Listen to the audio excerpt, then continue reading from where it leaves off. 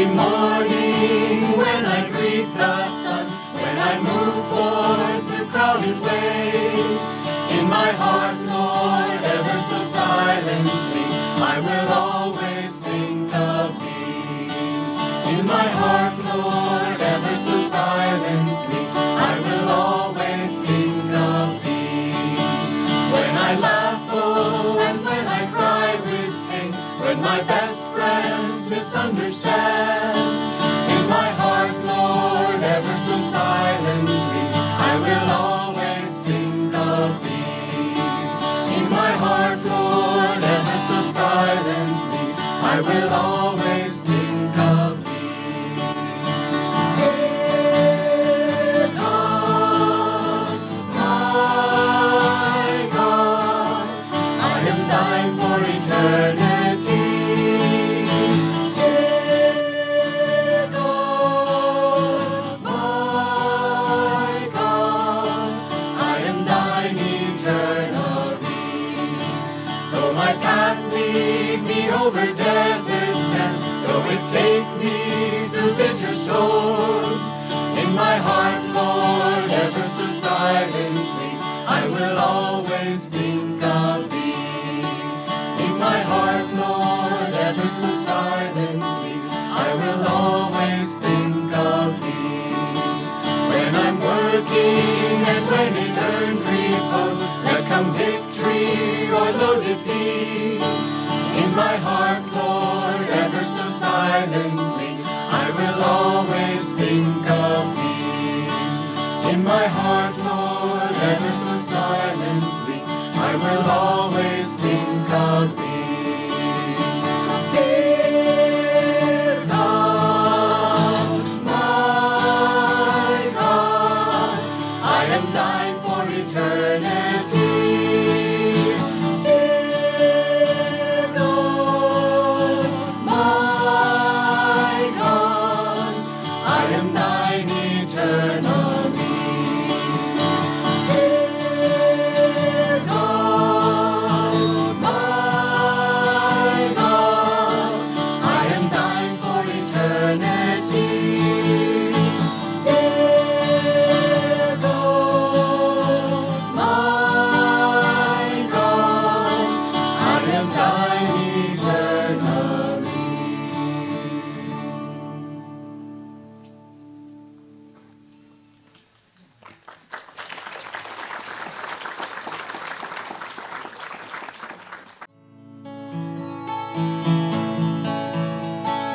Joined in prayer we worship Thee, rays of light that seek the sun. Many drops to make us see, thus our love when joined as one. Thus our love when joined as one. Joined in prayer we worship Thee, rays of light that seek the sun. Many drops to make us see, thus our love when joined as one. Thus our love when joined as one. Please join us. Joined in prayer we worship Thee, rays of light that seek the sun. Many drops to make us see, thus our love when joined as one. Thus our love when joined as one.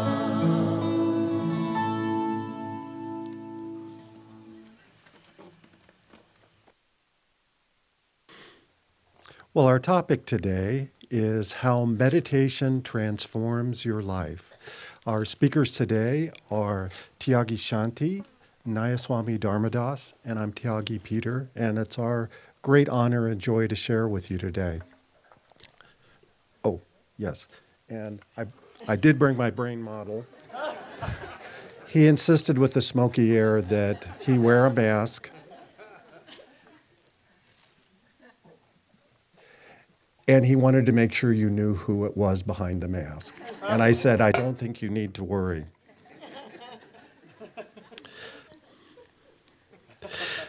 We know now a lot about the nature of meditation and have studied scientifically the many wonderful things that even simple meditative practices can offer people. We've talked many times before about how meditation will change the structure and function of your brain to be calmer, to be more relaxed, less prone to anxiety, less chance for depression, decrease your risk for things like substance use disorders. It will make you healthier, improve your cardiovascular health, has profound anti-inflammatory effects. Often in medicine now, when we talk about illnesses like depression and diabetes, we often talk about them as inflammatory disorders. And here we have a very simple tool we can teach people that will help with fundamental changes in their body and their brain.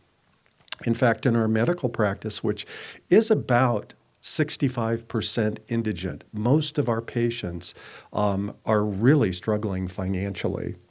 And we routinely teach them to meditate.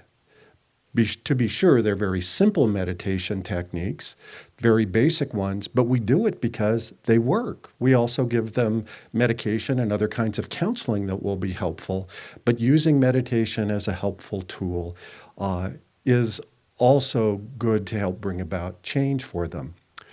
Well, meditation, when you take it and you add to it the richness of a devotional practice, where you're not just trying to calm your body down and have a little more peace of mind and have your mind be a little less noisy, where you're actively invoking the presence of God and the masters in your life.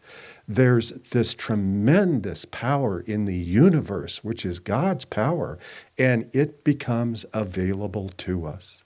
The vastness of God's love becomes available to us in our meditation techniques. And that's the point at which this transformative power of meditation and techniques like Kriya Yoga are able to enter and change us. You know, I was thinking very much about what Yogananda said in his Rubaiyat of Omar Khayyam that Swami had presented and edited and we released as a book. In there, he actually makes the comment is that for all human beings, their road to God is through their own nervous system. And I thought, how Dwapara Yuga, how very much with our understanding about human beings really operate is we have to work with our own nervous systems exactly the way they are right now. And here is a transformative technique which will help you when you practice your meditation practices. I was also struck by something that Davy said earlier in the week about the time in history we're in right now, in our world history and our culture, that there seems to be a tremendous amount of divisiveness, that social issues and political issues just seem to be almost wild in their presentation and almost impossible to avoid in the media or in virtually anything you watch or read. Certainly, if you look at something like Twitter or Facebook or just news on the internet, you really have to be careful to not get drawn into some of these tremendous, almost cataclysmic arguments. You know, I thought it was very worth thinking some about the neurobiology not only of meditation, but also what is happening in people's brains right now with this level of political and social upheaval, because I think there's some lessons here. You know, I actually began about 3 months ago when I found out our topic for this, and I was thinking about this, and I began paying attention to things I was reading in the news media, even highly persuasive things like fundraising pieces from large organizations that, you know, I'm sure you've received these where you open them and the first thing they say is something like, the world is about to end, all these terrible things are going to happen, and we only have 1 hour left. If you send your money in right now, you will help make this change. Well, of course, they're done much more reasonably, and they often lay out very well reasonable but highly alarming facts, which make you think, well, I should be alarmed, not just a little alarmed, but I should be very alarmed. I should act right now. And the trick is they make it seem reasonable. They make it seem like you'd be stupid not to feel alarmed right now and greatly upset and agitated about this. And you should think about it all the time. That is a persuasion technique. The other thing I've noticed is very often there's a push to make us think about things with self-righteous indignation. So they will talk about one group of people who doesn't believe exactly what you do, or they think differently about this, and they're bad. They're bad. They're so awful. You should be disgusted. You should be disgusted with them. Not only disgusted, but you should be indignant. How dare they think that way? And I am so much better because I don't think that way.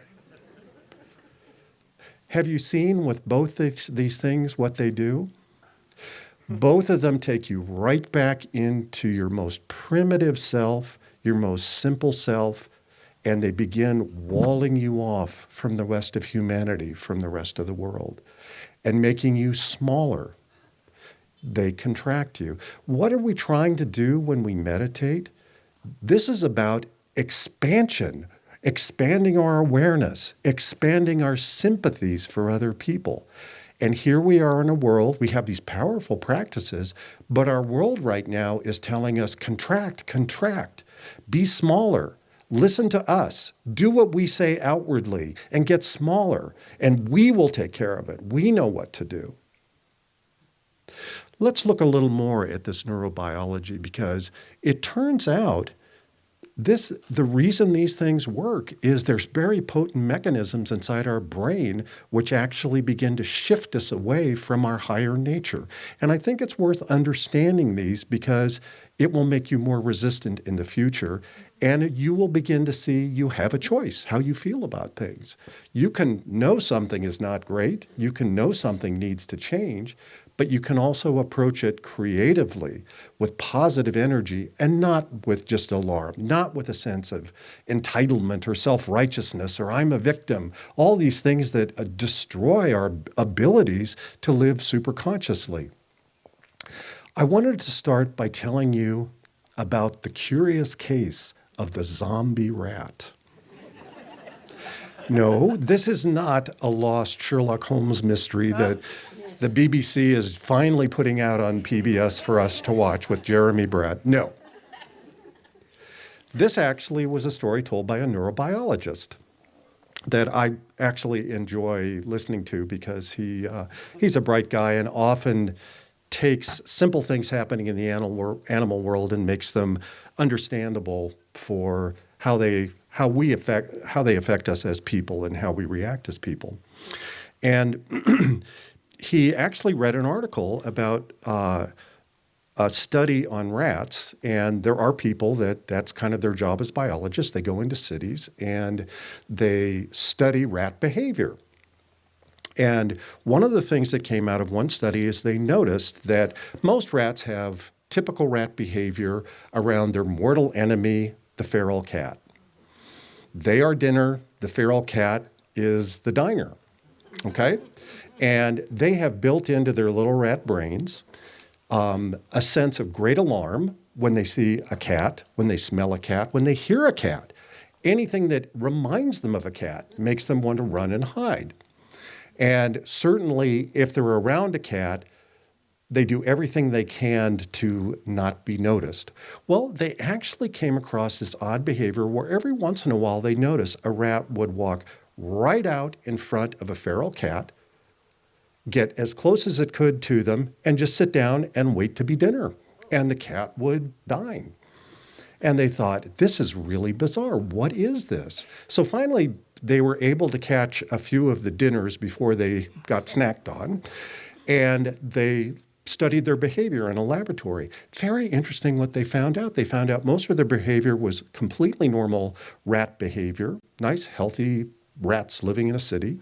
But what they found was when they exposed the rat to a cat, it had anomalous behavior. It would actually, rather than fleeing, it would walk right up to the cat, and if the cat was not restrained, would allow itself to be dined on. And they thought, how is this possible? So they actually investigated the rat's brains. And they found that the portion of the brain that's concerned about alarm and evasion had been turned off. And the part of their brain that was concerned with goal-oriented, let me go do something, was turned on in a way that attracted them to cats. And they thought, well, how did this happen? It turned out it was an infection with a parasite. Here's the life cycle of the parasite. The parasite starts in the cat. The cat eliminates it, and it's in its leavings. The rats come around, and they're eating and scuffling around in the cat's leavings. They get a little bit of the parasite inside them. It gets in their tummies, doesn't reproduce, but it goes to their brains, and it hijacks their limbic system and tells them they're no longer afraid of cats, and it hijacks their prefrontal lobes, and it tells them, we love cats, we're going to go find cats, and the best thing that can happen to us is to be dinner. And this is what happens. And I remember that actually this neurobiologist said the first time he read this, he thought it was a joke. He actually had to go and do some more research, and it turned out it had been very carefully studied. In fact, this happened. Fortunately, there's very few things at all like this in humans. And I won't even go there. That's a long discussion. But that's a physical parasite. You know what's happening in the world right now? There are negative thought parasites. And these negative thought parasites will infect your brain and hijack it. The next time you're talking to someone and a topic comes up which they're highly excited about, and suddenly they go from having a normal conversation to where they're agitated and almost yelling at you about this item, wonder what's happening inside their brain. Is that someone who's functioning normally, or is this someone who just had their brain hijacked? Just like that rat had his brain hijacked by the parasite, is this a person who's had their brain hijacked by a negative thought? And right now, the big negative thought seems to be in these two areas that we talked about, self-righteous indignation and self-centered alarm, reasonable alarm. The sense that what I'm worried about, what I'm frightened about, well, of course I should be. Everybody should be. You know, I had this experience. I was, after I had read this and had pretty much forgotten about our friend the zombie rats, I was working one day at our clinic, and our project for that day was to figure out our emergency preparedness program. And so we were looking at all sorts of things, wildfire risk, what if there was a pandemic and we got inundated with extremely sick people, all these kinds of things. They're kind of the worst what-if scenarios we could be confronted with, and we try to prepare as best we can.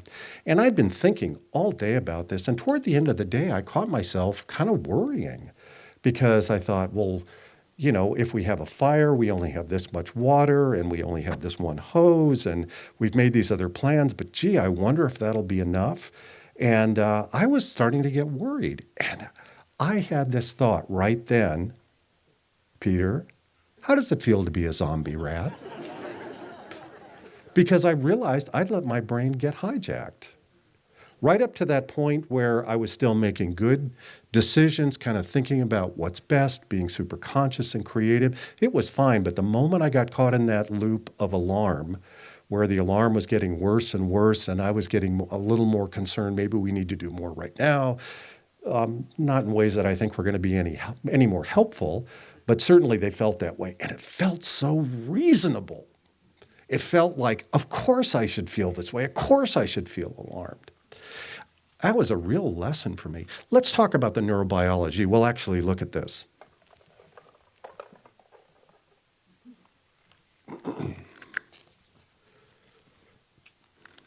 So this is our brain, and The portions of the brain that we're going to talk about are the prefrontal lobes. That's that inch and a half right here in the front. Okay? This is the most superconscious, most highly elegant part of the brain. This is the part of the brain that when it gets activated, we feel creative, we feel happier, we feel very empathetic, we have a better sense of humor, we're able to get along better with other people. And we've actually begun to understand, that's just a few things. I won't go into all of it because we've talked about that often before, and today I'd like to get into a slightly different part of this. It also turns out that on the under part of the prefrontal lobes, there's a little area, very specific, it actually has a name. It's called the anterior cingulate gyrus. Sometimes people call it the anterior cingulate. And it seems to be a part of the prefrontal lobes that is concerned with empathy and compassion. And so when someone is feeling great love and kindness in their heart, think of a St. Francis. Think of Swami when he was counseling us with great love and compassion toward us. Yes, he was feeling a lot here in his heart, but if we could look inside the brain, we'd probably see the anterior cingulate gyrus was also activated in the prefrontal lobes. And so it's a way we can tell kind of what people are feeling by looking at their brain function. Okay, let's take the outer part of the brain off. And we are left with the brain stem and the limbic system. Limbic system is called that because it looks like a half moon, like a limbus. And there's a number of structures that sort of hover right around it that are part of the limbic system, sometimes called the limbic system. And they include two structures. One's the amygdala, and the other is called the insula. The insula, interestingly enough, is that center in the brain that when we feel feelings of indignance, we feel indignant towards something or someone, or feel disgust, this area of the brain actually lights up. It activates. And you can tell someone is feeling an emotion of that type. It's very interesting because I didn't know that initially. I actually heard a talk about monkey behavior, and the biologist who was talking about this said that they had noticed that in monkeys, in troops, they would often have a very specific order of dining. When they would find a food store of lots of bananas or other kinds of fruits, what would happen is the leader of the troop would go up and dine first, and after a few moments would turn around and say, "There's enough for everybody, everybody come in."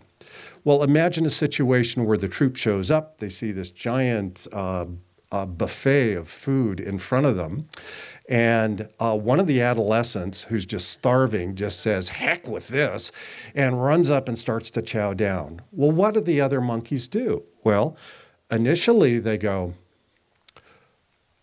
"Oh, ooh, this is wrong. He's broken a taboo." And then it's, "Ooh, ooh, ooh. Look at what he's done. I'm feeling indignant. I feel self-righteous. He shouldn't break this." And before you know it, it's, "Ooh, ooh, ooh, ooh." And monkeys are grabbing sticks and throwing at this poor adolescent who is just hungry. And he finally gets the message and runs away. Well, if you look inside monkey brain, what you see is that area of the insula. That area about disgust and indignation is what has lit up. And guess what? That happens in humans. And so when you feel that feeling of disgust or indignation for a concept or another person or another lifestyle or something happening in the world, guess what? You just got hijacked. Yep. That your insula is firing. Turns out the insula, very interesting structure because it has a pleasurable undertone. So not only are you hooked into this, but your brain makes you think that this is pleasant. This is nice. Not only am I right and you're really wrong, but I feel great. And the more indignant I get, the better I feel. Now, this is short term. Long term, it's disastrous. But short term, you can feel that. This is also an area of the brain that's associated with substance use disorders and drug addiction for the same reason. Because people get this surge, in this case it's dopamine surge in their insula, and they feel great. This is even before they've taken their drug. So they have this association of this is pleasant, this is wonderful. So this is another way that we get hooked. So this is the insula, okay? That's indignation and feeling, self-important and indignant would be insula. And boy, this is a limbic system function. This is not a higher function like the superconscious prefrontal lobes. Amygdala is concerned with worry and fear.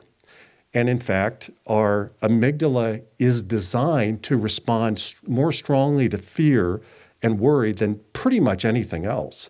And it takes very little to get it started. And both the insula and the amygdala are trainable. You can get them really good at being self-righteous and indignant and being fearful and alarmed. Those are trainable things. The more you do them, the better those areas wire, the more active they get.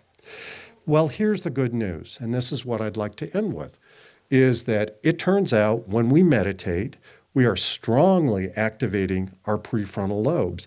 And the way our brains are designed is automatically these structures in the limbic system become inhibited or suppressed. Now, this is not emotional suppression. This is just biological behavior. Basically, what happens is the limbic system relaxes.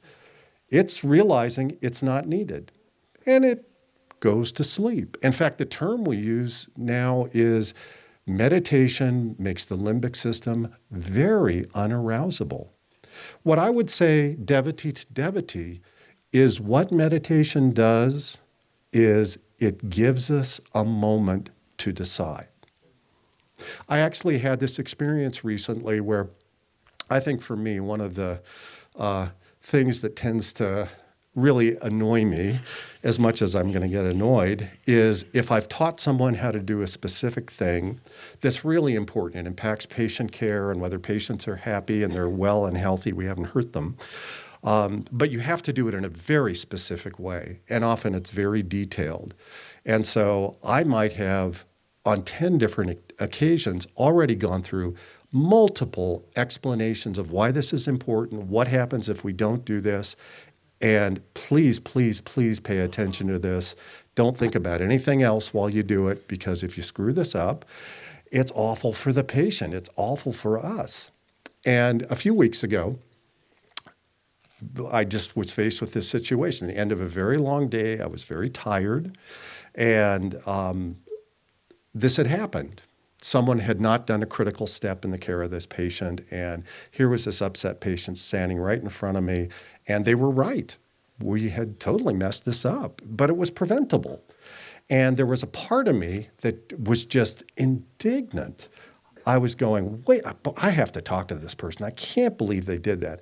I have given several of my colleagues on the staff, if they ever see me starting to get ramped up like that, to just tell me to stop. Poke me in the arm, shake my shoulder. If they have to actually come and shake me physically, I've given them permission to do that. And Patricia was standing right next to me, and she just poked me in the arm and she said, stop. And I knew exactly what she meant, because I could feel my brain getting hijacked. And I took a breath, and that moment is part of what meditation gives us. It gives us a little separation from this more primitive part of who we are. It is a part of us, but we're learning to control it. And so it gave me a moment, and within a minute, I felt normal again. I was able to actually have a good conversation with the person, and they may make the mistake again, but I'm not unhappy. I'm not overly upset. I could actually take care of the patient because I wasn't upset. I could focus on them. One of the things that we see is that, particularly with the insula, remember how I said it's about this kind of indignant self-righteousness? They've actually found that when people's insula is activated, it shuts off the empathetic pathways in the brain. So let's say you're someone who's trying to be empathetic with someone, and you flip into this self-righteous indignance, the insula's firing, it shuts down empathy, and suddenly all you feel is self-righteous and kind of upset with the person. Your ability to empathize with where they're at and be helpful to them has gone away.